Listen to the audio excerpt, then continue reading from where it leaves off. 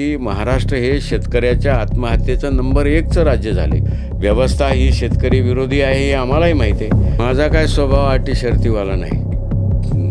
मला जर आणखी 5 वर्ष मिळाली असते. महाराष्ट्रामध्ये शेतकऱ्याचे अनेक प्रश्न आहेत. त्यांना तुम काँग्रेस जॉईन करेगा. Rahul is good person but he is not serious politician.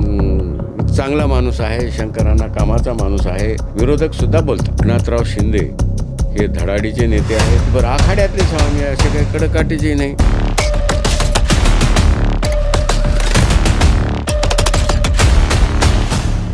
महाराष्ट्राच्या एकंदरीत इतिहासामध्ये आपण जर बघितलं तर महाराष्ट्राचा काही भाग हा सातत्याने अवर्षण प्रवण भाग म्हणून आपण सातत्याने त्याकडे पाहतो. विशेषतः विदर्भ मराठवाडा यांचा अनुशेष अजून भरून निघाला नाही असं सातत्याने आपण या ठिकाणी म्हणत असतो.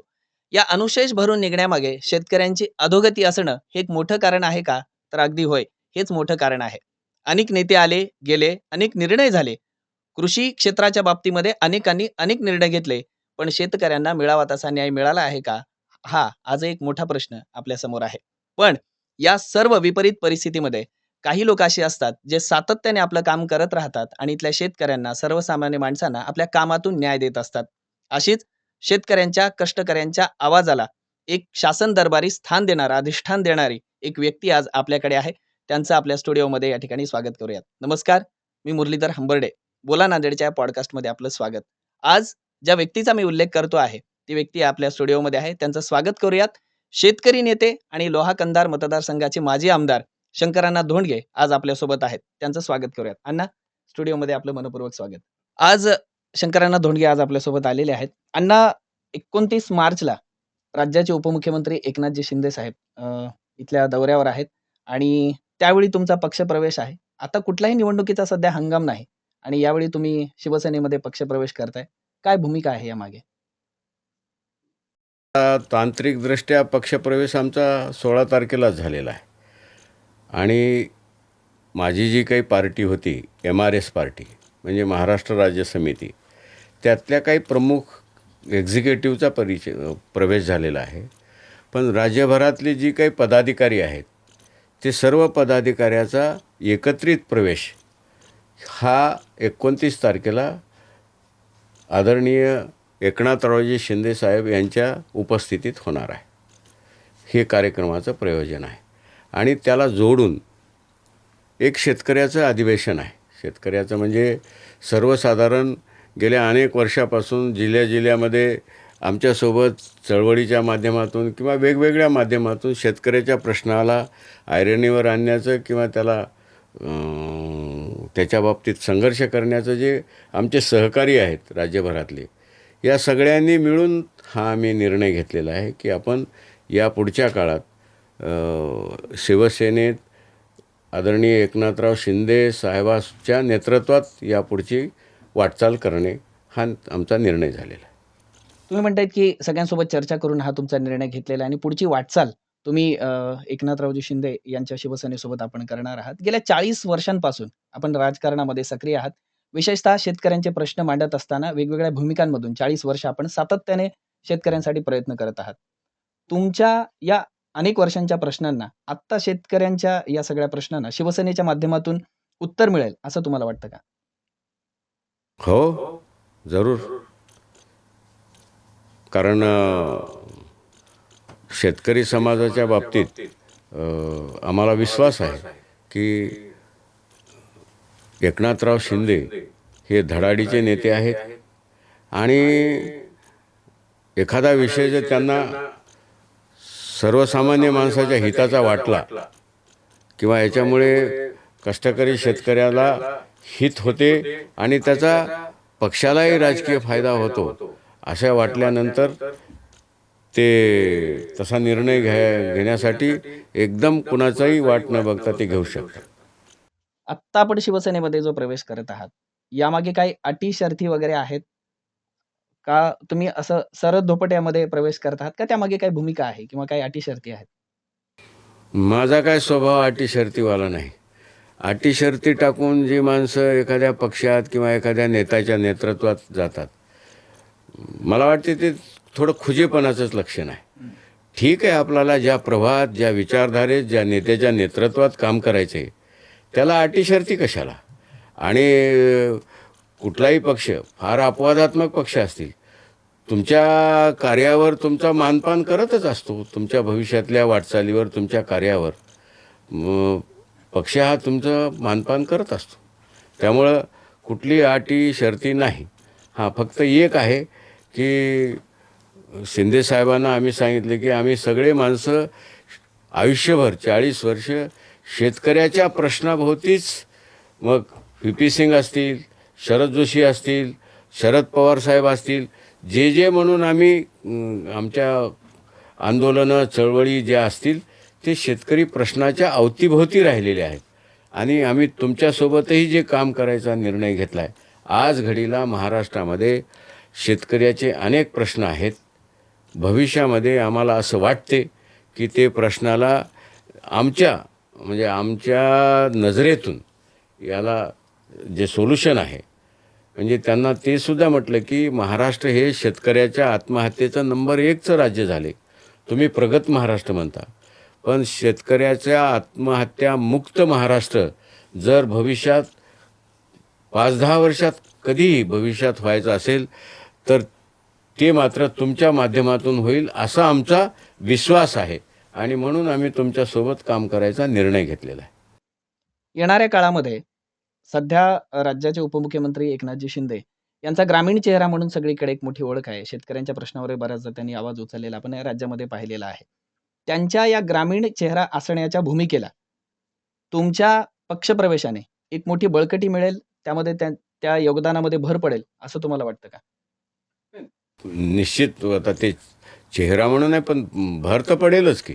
कारण 4-4 दशकापासून काम करणारे जे काही आमचे सहकारी किंवा कार्यकर्ते मानणारे, आमच्या चळवळीसोबत आजूबाजूला असणारे, काही घरी झोपलेत, काही थांबलेत, हे पण हा मोठा प्रवाह आहे. आणि या प्रवाहाने जर हे ठरवलं असेल की या बाबतीत भविष्यात जर खरंच शेतकऱ्याला काही 2 दिवस सुखाचे येण्यासाठी काही एक ड्रास्टिक, फार मोठा आणि महत्त्वाचा निर्णय घेण्याची क्षमता असलेले एकनाथराव शिंदे आहेत, असा जर आम्हाला विश्वास पटला असेल तर या मुवमेंटचा किंवा या समूहाचा फायदा होईल. अशी चर्चाही मागे होती. आत्ता सध्या आपला पक्षप्रवेशाच्या ज्यावेळी बातम्या आल्या, तुम्ही जसं म्हणताय की औपचारिक पक्षप्रवेश झालेला आहे, त्यावेळी अशा बातम्या आल्या की काँग्रेसकडूनही तुम्हाला ऑफर होती. सध्याचे काँग्रेसचे खासदार आणि प्रदेशाध्यक्ष यांनीही तुमची भेट घेऊन तुम्हाला पक्षप्रवेशासाठी गळ घातली होती. अशा चर्चा आहेत. याबद्दल सत्यता काय आहे? आता तुमचे थोडे शब्दप्रयोग साहित्यातले आहेत, गळ घालणे, ऑफर वगैरे. आता काही झालं तरी काँग्रेस पक्ष हा सत्तेच्या ऑफर देऊन काय असू शकते. एक आहे की आमच्या सुरुवातीला काही आमच्या ग्रुपमध्ये एक चर्चा होती की आपण आपली पार्टी सर्व्हायव्हल होणं आता शक्य नाही. KCR हे एक सर्व अर्थाने ताकदीचे नेते आपल्या मागे होते आणि आपण ही पार्टी आता या प्रस्थापित सगळ्या राजकारणाच्या परिसरामध्ये आपण सेट करू शकत नाही. तर आपण कुठल्या तरी एका राजकीय प्रवाहात आपण व्हावं. त्यावेळी तो पहिला विचार आला की काँग्रेससोबत जावं. पण त्याच्यामध्ये काही कार्यकर्ते असे म्हणायला लागले आणि काही कार्यकर्ते, त्या अनुषंगाने आमची सर्वांसोबतही चर्चा झाली. पण आमचं म्हणणं एकच होतं की आम्हाला पक्षाच्या सोबत डिस्कशन झाल्याशिवाय, कारण त्यांनी मागे असं म्हणले होते की महाराष्ट्र में किसान सुसाइड करते हैं, उसका कोई सोल्यूशन है क्या कोई बताने वाला. त्यावेळेला आमच्या टीमनं त्यांच्यासोबतही चर्चा केली होती. आणि सर्वसाधारण जर त्यांची सत्ता कधी येऊ, पण या विषयावर शेतकऱ्याच्या आत्ताच्या जिव्हाळ्याच्या विषयावर जर ते कॅम्पेनिंग करणार असतील आणि आम्ही सांगितलेलं शेतकऱ्याच्या आत्महत्येच्या सोल्युशनाच्या बाबतीत कमिट करणार असतील तर आम्ही चर्चा करू असं ठरलंही होतं. पण आता सगळ्यासोबतच झाली ती. प्रतिभाबाबा हर्षवर्धन सपकाळ साहेब घरी येऊन गेले होते, त्याला ऑफर नाही, त्यांनी तो मानपान ठेवला होता. पण प्रश्न असा होता की त्यांनाही मधल्या काळामध्ये वेळ मिळाला नाही राहुलजीचा. आणि माझा मित्र एक, आता मी नाव फोडत नाही त्याचं इथं, तो तिकडं पूर्वी शरद यादवकडे होता, आता तो राहुलजीच्या खूप जवळ आहे. त्यांना असं कळालं की शंकरांना काँग्रेस जॉईन करालेत. मला एके दिवशी नागपूरहून त्याचा फोन, "अन्ना तुम काँग्रेस जॉइन करेंगे?" मैं बोला हो. अरे बोले अन्ना फिर मिलने को कब आएंगे? मैं बोला राहुल जी का डेट नहीं, टाइम नहीं मिल रहा है. तो बोले नहीं कल आ जाओ डेलीगेशन लेके, मैं कभी भी तुमको 15 मिनट का 1 घंटा टाइम दूंगा, असं ते बोलले. पर एक बात है बोले Anna, Rahul is good person but he is not serious politician, असं काहीतरी बोलले ते. आता ते बोललेलं आमच्याही काही माणसाला डिस्टर्ब वाटलं. बा कल कोई भूल जाएगा बोले तो महाराष्ट्र में कोई भिड़ो है तो लेके आओ. मैं बोला महाराष्ट्र में तो सब ऐसे ही है, भिड़ो नहीं, कहीं कल कोई पॉलिटिकल प्रॉब्लेम आ गया तो फिर प्रॉब्लेम हो जाएगा. मग आमच्याकडं आणखी पुन्हा त्या विचाराला फाटे फुटायला लागले. काही जण म्हणले की बाबा आता 40 वर्ष आम्हाला माळावर धोंडे व्हायला लावले, आणखी धोंडे व्हायला लावता काय. पण या विषयाला जर कमिट कोणी करीत असेल, आपण आयुष्यभर ज्या विषयाभोवती आपलं आयुष्य समर्पित केलं आहे, राजकारण केलं आहे, समाजकारण केलं आहे, आंदोलन केलं आहे, या विषयाला प्राधान्यानं आम्ही घेऊ असे कोणीतरी बघा. मग पुण्यातलाच एक माझा मित्र म्हणला एके दिवशी, "अण्णा कुठं इकडं तिकडं दिल्लीत फिरायला, तुम्ही महाराष्ट्रातच KCR शोधा की कोणीतरी दुसरा." आणि महाराष्ट्रातले KCR आज आमच्या सगळ्यांना एकनाथराव शिंदे वाटले. तुम्ही असं म्हणताय की महाराष्ट्रातले KCR एकनाथराव शिंदे आहेत आणि तुमच्या पक्षप्रवेशाच्या चर्चाही भरपूर झाल्या वेगवेगळ्या पक्षांच्या माध्यमातून आणि त्याचे परिणाम सुद्धा येणाऱ्या काळामध्ये आपल्याला तुमच्या मतदारसंघावर तरी निश्चितच या ठिकाणी दिसतील. माझे 2 प्रश्न आहेत, एकाला एक जोडून. पहिला, एकनाथ शिंदे साहेबांसोबत शिवसेनेत गेल्यावर तुमच्या राजकीय जीवनावर काय त्याचा परिणाम होईल? आणि दुसरा, सातत्याने मराठवाड्यामध्ये चर्चित राहिलेला लोहा कंधार मतदारसंघ याच्या राजकारणावर तुमच्या शिवसेनेच्या प्रवेशाने काय फरक पडेल किंवा त्याच्यावर कसे परिणाम होतील? मला आणखी त्याचा काही तेवढा अभ्यास नाही, पण आमच्या जाण्याचे 2 पैलू आहेत. पहिला पैलू आहे तो राज्यातल्या शेतकरी समाजाकडे एक सकारात्मक संदेश जाणे आणि रस्त्यावरचं व्यासपीठ प्रश्न तेच आहेत आणि त्याचे सरकारी दरबारी पोहोचेपर्यंत होणारे परिणाम आणि आपल्या या विषयाचा व्यासपीठ किंवा संवाद हा सत्तेसोबत थेट असणे हा एक दुसरा भाग आहे. आम्ही सत्तेसोबत थेट संवाद होण्याचा जो काही माध्यम आहे ही त्याची सुरुवात आहे. हा आमचा त्या प्रवेशाचा, त्यांच्यासोबत जाण्याचा मेन पार्ट आहे. आता राजकारण तर आम्ही मुछीड फुटलं तेव्हापासून बी करता, त्याचं काय कोणतं 2 देता 2 घेता, पडता निवडता, त्याचे काय काय परिणाम येतात याची आम्ही कधी खंतही केली नाही, कधी दिलगी. पण फायदे चांगले परिणाम होतात, नाही असं नाही, पण तितका काय आम्ही बारकाईनं आणखी त्याचा विचार केला. पण परिणाम होते. बरं आखाड्यातलेच हवं, आम्ही असे काही कडकाटीचे नाही. पक्षात असलं तरी कधी बी दंड थोपटूनच हवं. त्याच्यामुळं कुणाला काय परिणाम होते आणि कुणाचं काय होते आम्ही कशाला काय विचार करायचं. पण एक आहे की आम्ही आमच्या राजकारणात आयुष्यभरात आम्ही आमची समाजामध्ये जी काही शेतकरी समाजामध्ये किंवा आमच्या क्षेत्रातल्या समाजामध्ये आम्ही आमची इज्जत ठेवून आहोत. ताकद बळ वेगळं, पण आम्ही आमची इज्जत ठेवून आहोत. ताकद वेळ प्रसंगी मिळत असते, पण आम्ही काही इज्जत जाऊ दिली नाही. आमच्या बाबतीत चांगला माणूस आहे, शंकरांना कामाचा माणूस आहे, असं कुण्याही खेड्यापाड्यात गेलं तर विरोधकसुद्धा बोलतात. तुम्ही असं म्हणताय की कुठल्याही पक्षात मी जरी असलो तरी मी दंड थोपटून आहे आणि जिथे गेलो तिथे माझ्या कामाने लोक मला ओळखतात आणि सातत्याने शंकरांना कामाचा माणूस आहे अशी तुमची एक ओळख आहे असं तुम्ही या ठिकाणी म्हणताय. पण बऱ्याचदा असं होतं की राजकीय बदल झाले की तशा चर्चाही या ठिकाणी येतात. पण लोहा कंधार मतदारसंघाचा आता विषय निघाला, आपण त्याविषयी बोललो. इतर सर्व मतदारसंघांपेक्षा लोहा कंधार मतदारसंघाची चर्चाही झाली असंही मी म्हणालो. पण इथल्या विकासापेक्षा सातत्याने एकमेकावर राळ उडवणे, एकमेकांवर आरोप-प्रत्यारोप करणे, एकमेकावर चिखलफेक करणे किंवा एकमेकांमध्ये उणी-दुणी काढणे आणि अंतर्गत कलह याविषयी सातत्याने त्या मतदारसंघाविषयी चर्चा झाली आहे, आजपर्यंत पाहायला या ठिकाणी आढळते. पण तितक्या प्रमाणामध्ये विकास कामावर चर्चा होताना लोहा कंधार मतदारसंघाविषयी आपल्याला वाटत नाही. आपली नवी राजकीय भूमिका या ठिकाणी येते आहे. आत्ता आपला राजकीय परिवेश या ठिकाणी बदलतो आहे. काय सांगाल? नाही आता ते चर्चेत राहतो हा भाग वेगळा, पण मी माझ्या कधीही कुठलाही काळ असो, मी एखाद्या विरोधकाला कधी असंसदीय भाषेत मी कधी टीका केली नाही. पण आणि कुठल्या काही व्यक्तिविरोध भाग नसतो. पण एखादी समोरची पार्टी किंवा समोरचा उमेदवार किंवा समोरचा कार्यकर्ता एखाद्या बाबतीत चुकीचं मांडायला लागला किंवा दिशाभूल करायला लागला, तर आम्ही त्याचं ते ज्या भाषेत मांडतात त्याला सौम्य करून त्याचं उत्तर देण्याचं काम करतो. पण असंसदीय भाषा वापरण्याची परंपरा आमची कधीही राहिलेली नाही. आता तुम्ही राष्ट्रवादी पक्षामध्ये या ठिकाणी पूर्वी होतात. राष्ट्रवादी काँग्रेस पक्षाचे आत्ताचे नेते आणि आमदार प्रतापराव पाटील चिखलीकर हे त्यांच्या पक्षाचं नेतृत्व जिल्हाभरामध्ये सध्या करत आहेत. तुम्ही पूर्वी त्याच पक्षामध्ये होतात. आत्ता सत्तेमध्ये असलेल्या पक्षामध्ये प्रवेश करून त्यांना शह देण्याचा हा प्रयत्न आहे, असं आम्ही समजावं का? तुम्हाला काय समजावं ते तुमचं स्वातंत्र्य आहे. पण मी ज्या राष्ट्रवादीत होतो त्यावेळी ती राष्ट्रवादी एकत्रित राष्ट्रवादी होती. हा एक भाग. म्हणजे मोठ्या पवारसाहेबाच्या नेतृत्वातली ती राष्ट्रवादी होती. आणि 1-2 दिवस नाही, सलग 20 वर्ष मी त्या पक्षासोबत काम केलं आहे.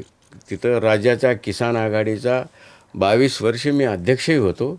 आणि तिथं आमची जी काही थोडीफार राज्यभरातली संघटना असेल ते ठेवून आम्ही काम केलेलं आहे. पण आता तुम्ही त्याचा अन्वयार्थ काय काढता मला माहिती नाही. कदाचित या मुलाखतीचा TRP वाढवण्याचाही तुमचा ते प्रयत्न असेल. पण कोणाला काय वाटते आम्ही पूर्वीपासून बी कधी फिकीर केली नाही. आणि ते जिल्ह्याचे नेते असले काय, आम्ही तर म्हणाले की राज्याचेही नेते व्हायला तर आमच्या त्यांना शुभेच्छा आहेत. तो काही भाग नाही आणि आमचा काही व्यक्तिगत हेवा नाही. पण चुकीची भूमिका आणि चुकीची भावना घेऊन लोकांमध्ये काही दिशाभूल करू लागली की मग मात्र आम्ही कुणालाही सडेतोड उत्तर देतो. निश्चित तुमची भूमिका सातत्याने तशा पद्धतीची राहिलेली आहे. विरोधक कोणी असो, किती तुल्यबळ असो किंवा कसाही असो. तुम्ही मगाशीच म्हणालात, की आम्ही दंड थोपटून या ठिकाणी तयार असतो. कधी म्हणजे काळ्या रात्री उठविलं तर आम्ही, कारण आमचं काही लायसन्स परमिट मिळवायचं नाही, ऑडिट व्हायचं नाही, काय जपता.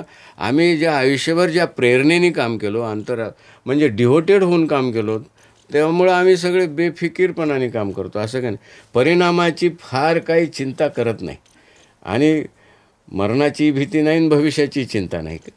आहे, व्यवस्थित आहे, इज्जतीनं आहे. आम्हाला जे वाटते शेतकऱ्याच्या बाबतीत काहीतरी चांगलं घडून यावं. व्यवस्था ही शेतकरी विरोधी आहे हे आम्हालाही माहिती आहे. पण त्यातल्या त्यात असे काही नेते असू शकतात देशात, राज्यात, की ते स्वतःचं शक्तिबळ वापरून मोठ्या मनाने एखादा बळीराजासाठी निर्णय घेऊ शकतात, अशी आमची धारणा आहे. आणि ते घेतलेत बी काही ठिकाणी, बऱ्याच वेळा ते झाले.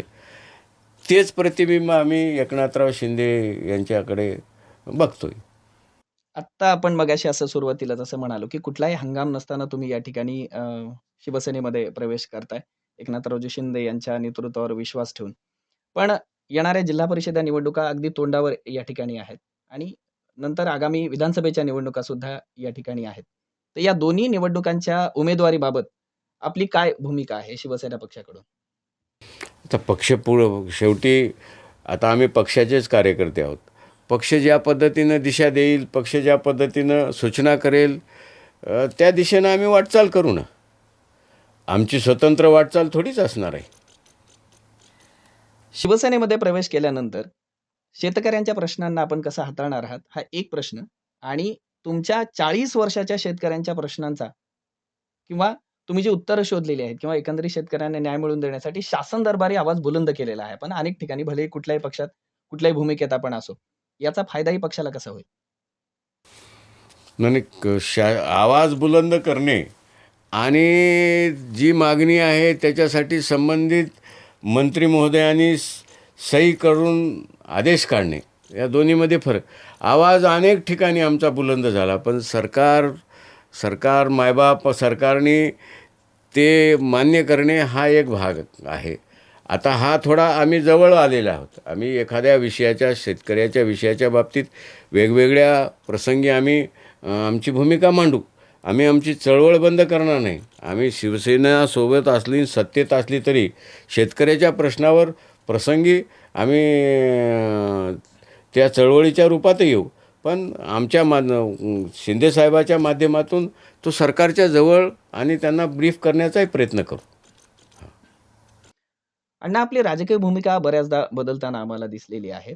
मी जसं मगाशी 40 वर्षाचा उल्लेख या ठिकाणी केला. आपली मुळातच आपला जो ओढा आहे किंवा जो आपला विचार आहे, तो शेतकऱ्यांसाठी काम करायचं, हे आपण सुरुवातीलाच कारकिर्दीच्या सुरुवातीलाच या ठिकाणी ठरवलं होतं. म्हणून शरदजी जोशी यांच्या नेतृत्वावर विश्वास ठेवून शेतकरी संघटनेमध्ये आपण या ठिकाणी त्यावेळी प्रवेश केलात आणि शेतकरी संघटनेचे एक मोठे नेते, एक चर्चित नेते आणि प्रश्नांना तडीस लावणारे, जसं आता तुम्ही म्हणालात, तसे नेते म्हणून आपली एक ख्याती झाली. त्यानंतरच्या काळामध्ये व्ही.पी. सिंग साहेबांसोबतही, देशाचे माजी पंतप्रधान, त्यांच्यासोबतही सलोख्याचे संबंध आले. अनेक प्रश्नांना सोडवण्यासाठी त्यांच्यासोबतही सातत्याने तुम्ही या ठिकाणी राहिलात. नंतरच्या काळामध्ये राजकीय स्थिती बदलली आणि शरदचंद्र पवार साहेबांच्या नेतृत्वावर विश्वास ठेवून आपण तत्कालीन राष्ट्रवादीमध्ये आपण प्रवेश केलात. तिथे आमदारही आपण या ठिकाणी झालात. त्यानंतर मात्र दुसऱ्या निवडणुकांमध्ये आपण पराभव झाल्यानंतर मध्ये बराच काळ गेल्यानंतर आपण बी-आर-एसमध्ये पण आपण या ठिकाणी प्रवेश केलात आणि ते गुलाबी वादळ आपल्या माध्यमातून महाराष्ट्रात आलं आणि नांदेड जिल्ह्यातून ते सगळीकडे वादळ या ठिकाणी गेलं आणि बी-आर-एसची जी काही नंतर पराभवानंतर अवस्था झाली, त्यानंतर आत्ता आपण शिवसेनेमध्ये शिंदे साहेबांच्या नेतृत्वावर विश्वास ठेवून प्रवेश करताय. या संपूर्ण प्रवासाकडे कसं पाहता? या या सगळ्या आमच्या राजकीय सामाजिक प्रवासाचा एक धागा आहे आणि त्याचा केंद्रबिंदू आहे शेतकरी. कुठल्याही नेत्यासोबत, कुठल्याही पक्षासोबत काम करत असताना आम्ही शेतकरी या विषयाला जर तिथं फायदा होत असेल, काही अंशी तोळा मासा न्याय मिळत असेल, काही बळीराजाच्या पदरात काही पडत असेल, ते पहिला गोल आमचा ते असायचा. बाकीचे तर आता राजकारण कुणासोबत केलं आहे, काय केलं आहे, काही कुणासोबतही राजकारण केलं तरी आम्ही काही राजकीयदृष्ट्या काही चुकीच्या भूमिका घेतलेल्या नाहीत. पण आमचा पहिला गोल हा बळीराजाच्या पदरात काय पडते हाच त्याचा गोल राहिलेला आहे. म्हणजे अगदी मोठ्या पवारसाहेबाच्या कार्यकाळात सुद्धा आम्ही 10 लाख अब्दुल कलाम साहेबाकडे कर्जमुक्तीसाठी राज्यभरातून आमच्या टीमनी पत्र पाठवले होते आणि मग तिथून त्याला वाचा फुटली आणि मग कृषी विभागाकडून तो प्रस्ताव अर्थ विभागाकडे चिदंबरमकडे गेला. व्ही.पी. सिंगासारख्यांना तुम्ही नाव घेतलं म्हणून सांगतो. आता खरं तर ते तर मांड्याचा राजा, पण त्यांनासुद्धा आम्ही आणून ते शेतकऱ्यांच्या न्याय हक्काच्या अनेक गोष्टी सांगून त्यांच्याकडूनही आम्ही 10,000ची कर्जमाफी त्यावेळेसची घेतलीच होती. म्हणजे प्रत्येक वेळी त्या क्षेत्रात त्या नेत्यांच्या मार्फत किंवा त्या माध्यमातून बळीराजाच्या किंवा शेतकऱ्याच्या पदरात काही पडते का तोळा मासा, हाच आमचा केंद्रबिंदू आहे आणि तोच आमचा प्रवास आहे. बाकी पक्षीय नेते हा तर प्रवास चालूच असतो. आपण आमदार होण्यापूर्वी किंवा त्यानंतर आपण शेती मातीशी जोडलेले राहिलेले आहात. कारण सध्या अशी नेते मंडळी पाहायला मिळत नाही. कारण एक कॉर्पोरेट वर्ल्ड सगळीकडे आलेलं आहे आणि राजकारणाची दशा आणि दिशा सध्या महाराष्ट्रामध्ये बदललेली दिसते. राजकारण मूळ प्रश्नांना सोडून भलतीकडेच भरकटलेलं आपण पाहतो. पण तुमची भूमिका शेतकऱ्यांसाठी सातत्याने, तुम्ही कुठेही, कुठल्याही व्यासपीठावर, कुठल्याही मंचावर जरी असलात, तरी शेतकरी हा तुमचा केंद्रबिंदू आहे, असं तुम्ही सातत्याने म्हणताय. 2009 मध्ये ज्यावेळी राष्ट्रवादी काँग्रेस पक्षाकडून आपण आमदार या ठिकाणी म्हणून निवडून आलात, तेव्हा शेतकऱ्यांसाठी काम आपण निश्चितच केलेलं आहे. मतदारसंघासाठी आपण काम केलेलं आहे. कुठले विकास कामाचे टप्पे आपल्याला सांगता येतील महत्त्वाचे, जे या कार्यकाळामध्ये तुमच्या हातून तुम्हाला ते काम करता आलं किंवा प्रश्नांना तडीस नेता आलं? मी माझ्या कार्यकाळामध्ये पहिलं प्राधान्य दिलं शेती सिंचनाला. कारण आधी आमच्या मतदारसंघाचा भौगोलिक अभ्यास केला. तिथं मोठी MIDC नाही, रेल्वे लाईन नाही, समुद्रकिनारा नाही. म्हणजे भांडवल निर्मितीसाठी किंवा रोजगार निर्मितीसाठी किंवा तिथं पैसा हा काय आभाळातून पडत नसतो. रुपया निर्माण करायसाठी दुसरं काही सामान नाही. तर मग इथं काय आहे या क्षेत्रात? कारण तसा आवर्षणप्रवण क्षेत्र आहे. इथं फक्त काळी आई, आभाळातून पडणारं पाणी आणि जमिनीमध्ये उपजाऊपणा आणि मनुष्यबळ एवढंच आहे. मग आता इथं जर रोजगार निर्माण करायचा असेल, त्यांचं जीवनमान बदलायचं असेल किंवा रुपया निर्माण करायचा असेल, तर त्या पाण्याची आणि त्या काळ्या माईची म्हणजे जमिनीची गाठ घातल्यानंतर रुपयाच्या जागी ₹2 होतात. हे आता इथूनच आपण सुरू करू म्हणजे इनिशिएटिव्ह. म्हणून माझ्या कार्यकाळात जवळपास 20 मोठे साठवण तलाव, अंतेश्वरसारखा गोदावरीतला बंधारा, धोंड प्रकल्प, किवळा म्हणजे सगळ्यात मोठं काम. म्हणजे आता ते बोललं तर प्रशंसा होईल. मराठवाड्यात कुणालाही ते करता आलं नाही. ते करता आलं नाही. एवढं मोठं काम आणि ते मी केलं. म्हणजे आणि ती माझ्याच काळात त्याची तांत्रिक मान्यता असेल, प्रशासकीय मान्यता असेल, वर्क ऑर्डर असेल, टेंडरिंग असेल आणि जलपूजनी म्हणजे इतक्या फास्ट. कारण जलसंपदा विभागामध्ये एखादा 200-300 कोटीचा प्रकल्प मंजूर केला म्हणजे एखाद्या आमदाराच्या काळातून दुसऱ्या आमदारकीच्या असं. पण हे काम प्राधान्याने केलं. रोजगार हमीचा सगळ्यात मोठा फायदा महाराष्ट्रात पहिला मतदारसंघाला 5,000 सिंचन विहिरी, 600 पाणंद रस्ते, 455 म्हणजे महाराष्ट्रात पहिला. जे खेड्यामध्ये जास्त आमदार निधी किती देऊ शकतो? 5-10 लाख रुपये. त्याचा किती पैसा पुरतो? ग्रामीण भागात जर पैसा जास्त न्यायचा असेल तर त्यावेळेस आम्हाला असं वाटलं की रोजगार हमी आपण 100% वापरली पाहिजे, कारण तिला मर्यादा नव्हत्या. म्हणून तिचाही मोठ्या प्रमाणात वापर केला. बाकीची तर कामं सगळी रस्त्या पाण्याची जे काही सरकारच्या बजेटमध्ये येतात ते होतच असतात. पण प्राधान्यानं काम शेती. आणि माझं टार्गेटच होतं की मला जर आणखी 5 वर्ष मिळाले असते तर मी 100 साठवण तलाव बांधले असते. आणि मगच कारण मायग्रेशन मोठं, मग स्थलांतर मोठं आहे ना. त्या क्षेत्रातून जवळपास 40% माणसं बिगारीला, पुण्याला, हैदराबादला बिगारीला तरुण जातात. तर ते मायग्रेशन थांबलं पाहिजे, कमी झालं पाहिजे. तर तिथं शेती व्यवसायाला सिंचनाची जोड घातली पाहिजे. हा माझा पहिला प्रयोग होता आणि त्याची सुरुवातही चांगली केली आणि त्याचे रिझल्टही चांगले आहेत. आत्ता तुम्ही म्हणताय की मला 5 वर्ष जर अधिकची मिळाली असती किंवा पुढची 5 वर्ष मिळाली असती, तर त्या कामांना गती देता आली असती. सिंचनाचं काम अजून मोठ्या प्रमाणात करता आलं असतं. शेतकऱ्यांच्या बांधांपर्यंत जिथे पाणी गेलं नाही, ती बांध शेतकऱ्याचा पाणीदार करता आला असता. येणाऱ्या काळामध्ये तुम्ही जर आमदार झालात भविष्यामध्ये शिवसेनेकडून, तर तुमचा कुठल्या कामांवर विशेष लक्ष राहील किंवा कुठल्या कामांना तुम्ही प्राधान्य द्याल? मी आधीच सांगितलं की हा आवर्षण प्रवण क्षेत्रातला भाग आहे. एक मनुष्यबळ चांगलं आहे, कष्टाळू आहे, पाऊस पाणीसुद्धा, रेनफॉलसुद्धा सगळं चांगलं आहे. नद्या नाल्यांची संख्या चांगली आहे. तुम्हाला कसं असते, उगीच कोपराला गूळ लावून काही उपयोग नसतो. आता विमानतळ झालं पाहिजे, रेल्वे तर ठाण्याची MIDC, पुण्याची MIDC आमच्याजवळ आली, ते काही शक्य नसते. ज्या गोष्टी अशक्य आहेत त्या लोकांना उगा आश्वासित करून चुकीचं आहे. ज्या गोष्टी तुमच्या जवळ आहेत तुम्ही त्यालाच विकसित करावं लागेल. तुमच्यापाशी ज्या गोष्ट आहे की मी सांगितलं की बा 100-150 नाले आहेत, त्यांना थांबवलं तर पाण्याची पातळी वाढेल. शेतीला सिंचन वाढलं तर किमान बाहेर जाणारा वर्ग तरुण तिथं थांबेल, बाजारपेठ वाढेल, गुणाकार होईल, उत्पादन वाढेल, थोडं लिव्हिंग स्टँडर्ड. म्हणजे आता तिथून पूर्ण सुरुवातच करावं लागेल. तुम्ही जोपर्यंत ते करू शकत नाही तोपर्यंत. आणि कसं असते, ज्याच्या त्याच्या विकासाच्या व्याख्या वेगळ्या आहेत. कोणी एखादी रोड केला की विकास आहे ना, ती सोय होय. ते विकास ही जी तुम्ही त्या मतदारसंघातल्या माणसाची ऐपत, दरडोई उत्पन्न, त्याच्या राहणीमानाचा दर्जा आणि त्याला सक्षम करणे हे खऱ्या अर्थानं विकासाचा तो मूळ भाग आहे. बाकी हे इन्फ्रास्ट्रक्चरली किंवा हे भौतिक आमच्या गावाच्या जवळून हायवे गेला, बाबा हायवे गेला तर मला मोटरसायकलला तेल नाही ना आहे. अनेक गोष्टी आहेत, ज्याची त्याची संकल्पना वेगळी. पण आमची कामाची जी काही आम्ही ज्या विकासाची परिभाषा समजतो ती ही आहे. थोडासा वेगळा आणि एक महत्त्वाचा प्रश्न तुम्हाला या ठिकाणी विचारतोय. तुम्ही मगाशी जसं म्हणालात, की सिंचनाचं माझं उद्दिष्ट मोठं होतं आणि नांदेड जिल्ह्यामध्ये जे कोणाला शक्य झालं नाही अलीकडच्या काळामध्ये, नांदेड जिल्ह्यात नाही, मराठवाड्यामध्ये. माझ्या कार्यकाळात मराठवाड्यातही ते कुणाला करता आलं नाही. हं.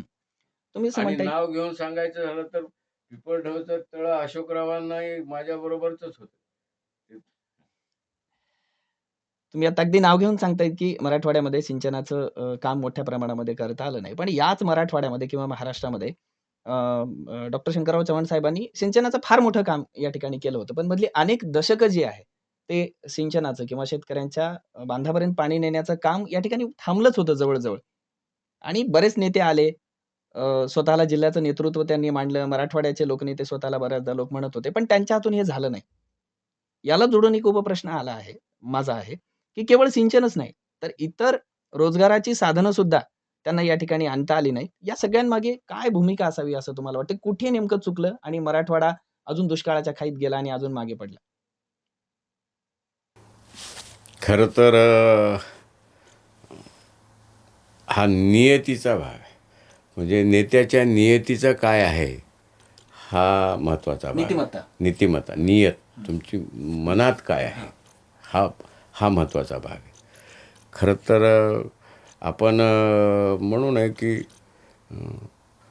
विशेषतः दक्षिण महाराष्ट्रामध्ये तिथं त्या काळात तिथल्या नेत्यांनी जे काही शिक्षणावर भर असेल, दूध व्यवसायावर भर असेल किंवा बाकीच्या साखर उद्योगावर भर असेल किंवा धरण पाणी बांधण्याचं कामावर भर असेल, ते प्रायोरिटीनं म्हणजे मुंबईची तिजोरी त्याच्याच नावची होती आणि तो परिणाम त्यांना आज घडीला आपण एका महाराष्ट्रात जरी असलो तरी कोणीही सांगते की बाबा मराठवाडा वेगळा आहे, विदर्भ वेगळा आहे. म्हणजे मी म्हणतो की मराठवाड्यातच शेतकऱ्याच्या, विदर्भातच का आत्महत्या जास्त होतात. हा परिणाम नेत्यांच्या नियतीचा आहे किंवा नेत्याच्या मी म्हणत नाही की बा त्यांना काही समजलं नाही, पण त्यांच्या नियतीचाच भाग आहे तो. असा कोणीही माणूस इतक्या उंचीचा की बाबा हे आपण नेते झाले नाहीत असं नाही, म्हणजे त्यांनी काम कमी केलं आहे असं मी काही दूषण देत नाही. होते ना विलासरावासारखे अनेक माणसं इथं, आता मराठवाड्याला काय कमी वेळा मुख्यमंत्री, पण ही दिशा घेऊन काम करायला अपुरे पडले असं माझं मत. आता तुम्ही स्वर्गीय विलासराव देशमुख साहेबांचा उल्लेख या ठिकाणी केला. लातूरपेक्षा नांदेडला मुख्यमंत्री पदाची संधी खूपदा मिळाली. खरं तर त्या बाबतीत पाहिलं तर मराठवाडा मध्ये नांदेड विशेष कुठेतरी अजून वेगळ्या ठिकाणी आपल्याला पाहायला मिळायला हवं होतं. पण ते तुम्ही जसं म्हणता, की नीतिमत्तेचा भाग आहे, ते असेल किंवा आपल्या मराठवाड्याचं दुर्दैव असेल, ते मात्र झालं नाही, नाही आपल्याला. दैवावर माझा विश्वास नाही, कर्तृत्वावर विश्वास. पण ते ज्या नेत्यांनी ज्यांना संधी मिळाली होती, त्यांच्या कर्तृत्वामध्ये कुठेतरी उन्नत आहे असं तुम्हाला वाटतं का? कारण तुम्ही जसं म्हणालात, मला की वाटायचा काय प्रश्न आहे, दिसचलंय की तुमच्याच डोळ्याला, तुम्हीच बोलाल्या. नाही, नाही. एका म्हणजे बाजूला प्रश्नाचं उत्तर तुमच्यातच आहे. एका बाजूला आपण म्हणतो की इथे संधी मिळाली तर आम्ही विकास करू. हे सगळेच जगभरातले सगळे नेते म्हणतात. आपल्याकडे महाराष्ट्रातही विशेषतः म्हणतात, की आम्हाला संधी मिळाली तर विकास करू. नांदेडला भरभरून संधी मिळाली. संधीचं सोनं. संधीचं सोनं करता आलं नाही का? नाही, नाही. नांदेडच्या नेतृत्वाला? नाही, मग तुम्हाला आत्ताचं चित्र हे कम्पेअर टू म्हणजे तुलना करताना जर तुम्हाला मराठवाड्याची स्थिती आजची अशी दिसत आहे, तर मग याचा अर्थ तोच निघतो ना. उत्तर शोधायची काय गरज आहे, ते काय पुण्या भविष्यकाराला विचारायची काय गरज आहे. जर मागलच्या 75 वर्षात मराठवाड्यातला शेतकरी सगळ्यात जास्त आत्महत्या करायला परावर्त झाला असेल किंवा त्याच्यावरती वेळ आली असेल, ती परिस्थिती आली असेल, तर याचा अर्थ इथली व्यवस्था असेल, इथले नेते असतील किंवा त्यांचं कार्यकर्तृत्व असेल किंवा त्यांची जी काही नीती असेल, या सगळ्यामध्ये निश्चितपणा दोष होता असा त्याचाच अर्थ निघतो ना. नाहीतर असं थोडंच आहे की बाबा त्यांनी केलं न वाया गेलं, असं नाही ना. काहीतरी अपुरेपणा असल्याशिवायच हा भाग दैवाला नाही, तुमच्या वाट्याला जो आला आहे तो प्रकार आहे. आपण शेवटाकडे येतो आहोत. शेवटचे 2 प्रश्न मी तुम्हाला या ठिकाणी विचारतोय. अ, भारतीय जनता पक्ष सत्तेत आहे.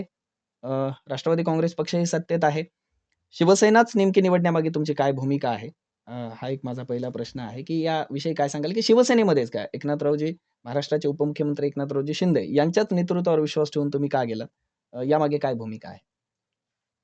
त्यांनी मागलच्या काळात ते 2.5 वर्ष मुख्यमंत्री होते आणि मुख्यमंत्री असतानाच्या काळातला त्यांचा जे काही निर्णय करण्याचा झपाटा होता ते आम्ही बघितलं. मला वाटते एकेकाळी बॅरिस्टर अंतुल्याच्याही बाबतीत थोडं तसं होतं.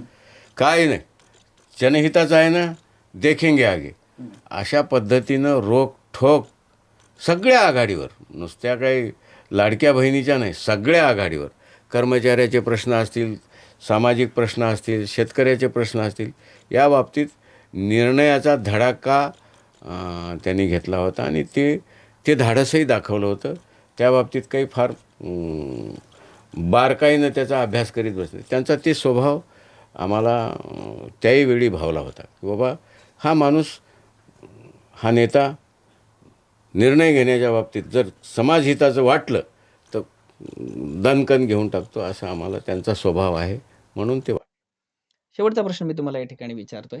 40 वर्षाची राजकीय कारकीर्द, त्यामध्ये असंख्य लोकांसोबत आलेला संबंध, महाराष्ट्राच्या अनेक नेत्यांशी आपला झालेला अगदी घनिष्ठ संबंध यामध्ये उभ्या मराठवाड्या आणि उभ्या महाराष्ट्राने या ठिकाणी पाहिलेला आहे. आणि आत्ता शिवसेनेसोबत एकनाथरावजी शिंदे यांच्यावर विश्वास ठेवून तुम्ही शिवसेनेमध्ये प्रवेश करत आहात. तुमच्या राजकीय भवितव्याला शिवसेनेच्या चष्म्यातून कसं पाहता? आपल्या राजकीय सामाजिक जीवनाची वाटचाल किंवा भविष्याची वाटचाल ठरवत असताना एखाद्याचं कार्यगुण आवडलं, एखाद्याची कार्यस्टाईल आवडली, या सगळ्या गोष्टीचा आणि आपण ज्या विषयाची अस्मिता धरून बसतो त्या विषयाला निश्चित हे नेता न्याय देऊ शकतो. आता ते एका कुठल्या तरी सभेत म्हणले की महाराष्ट्राच्या तिजोरीवर शेतकऱ्याचा प्रथम अधिकार आहे. म्हणजे हे आता ही वाटचाल होय. आम्हाला ते वाटलं. आणि राजकीय भविष्य कोण कोणाचं घडवत असते, ते तुमच्या स्वकर्तृत्वाने घडवावं लागते. आणि मला वाटते की आम्हाला काही अडचण येणार नाही. ते आमचा नॉर्मल पार्ट आहे.